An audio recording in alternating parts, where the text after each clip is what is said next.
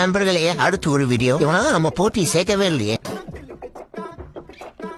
எம்ஜிஆர் யாருன்னு தெரியுமா உங்களுக்கு? எம்ஜிஆர் யாருன்னு தெரியுமா? டேய் உனக்கு தாண்டா தெரியுது, எல்லாருக்கும் தெரிஞ்சா ஒரு முதலமைச்சர் ஆகியிருக்கான். ஏன்னா நீ தானே எம்ஜிஆர் பிச்சைக்கார பையன் சொன்ன.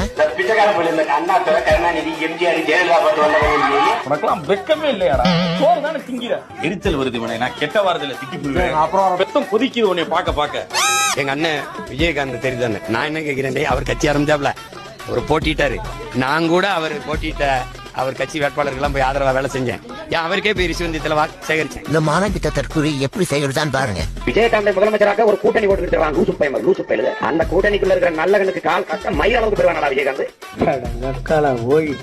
கேடு கேட்ட கேரக்டர் ஊடு கட்டி அடிக்கலாம் வாங்கலாம். விஜயகாந்த் நாட்டை கொடுத்து கையெட்டி நிக்கிறதுக்கான நாங்க இருக்கிறோம். அவர் வந்து கிங்கா கிங் மேக்கரா அப்படின்னு கேட்கிறாரு. நான் கிங்கா கிங் மேக்கரான அவர் கிங் மேக்கர் அவர் ஒரு ஜோக்கர். அவரு இதுக்கெல்லாம் பேர் எனக்கு தெரியுமா? அப்புறம் பிரேமலதா விஜயகாந்த் ஞாபகம் மருதி போல. அதே மாதிரி சகோதரர் சீமான் சொல்லியிருக்காரு, ஏன் இப்ப வாய்ஸ் கொடுக்குறீங்க? தலைவர் கேப்டன் கட்சி ஆரம்பிச்சாரு அப்பெல்லாம் சொல்ல, ஏன் இப்ப கேப்டனை வந்து அண்ணன் விஜயகாந்த் சொல்றாரு அப்படின்னு அவர் எல்லா இடத்துலயும் பேசுறத நான் பார்த்தேன். உலகம் அறிந்த உண்மையை சீமான் அவர்கள் உறக்க சொல்லியிருக்காரு. எனக்கு என்ன, ஏதோ ஒரு சில மேடைகள்ல விஜயகாந்த் அவ்வளவு பேசின வடிவேல நம்ம வந்து அவ்வளவு கடுமையா சொல்றோம். 2016 எலெக்ஷன்ல விஜயகாந்த் எதிர தெருவுக்கு மேடை போட்டு திட்டின சீமான் அவர்கள் நம்ம பெருசா எதுவும் கேட்கலன்றது. நம்ம இவ்வளவு ஞாபகம் மருதியா இருக்கிறோமா இல்ல இவ்வளவு மக்கா இருக்கிறோமா நம்மளே கேள்வி கேட்கணும்.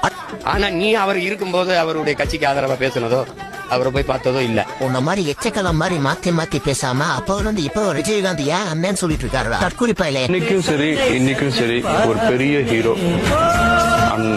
விஜயகாந்த் அவர்கள் கொடுத்த என்னுடைய அண்ணன் புரட்சி கலைஞர் விஜயகாந்த் சார் அவர்களுக்கும் புரட்சி கலைஞர் கேப்டன் அப்படின்னு ஒருத்தர் தான். என்னுடைய அண்ணன் புரட்சி கலைஞர் கேப்டன் விஜயகாந்த். அப்புறம் சத்தியமா சொல்றேன், நீ இப்படி ஓலா விட்டு சுத்திட்டு இருந்தா கடைசி நீ பிச்சை தான் எடுக்கும். பிச்சை தான் எடுத்துக்கிறேன். சத்தியமா சொல்றேன், பிச்சை எடுத்தா வரல. வெளியில சொல்றேன்.